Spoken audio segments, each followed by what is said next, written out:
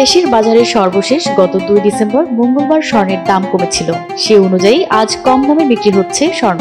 Bangladesh jewellers অ্যাসোসিয়েশনের সর্বশেষ সিদ্ধান্ত অনুযায়ী ভালো মানের স্বর্ণ ভরিতে সর্বোচ্চ 1050 টাকা কমানো হয়েছে।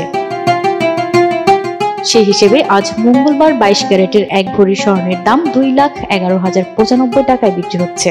নতুন দাম অনুযায়ী বুধবার থেকে 21 ক্যারেট স্বর্ণের দাম হবে 2,01,496 টাকা, 18 ক্যারেটের দাম হবে 1,72,709 টাকা ও সনাতন পদ্ধতির ভরি প্রতি স্বর্ণের দাম হবে 1,43,689 টাকা, যেখানে গত মঙ্গলবার 22 ক্যারেটের 1 ভরি স্বর্ণ 2,12,145 টাকা ও 21 ক্যারেটের 1 ভরি স্বর্ণ 2,02,499 টাকা বিক্রি হয়েছে।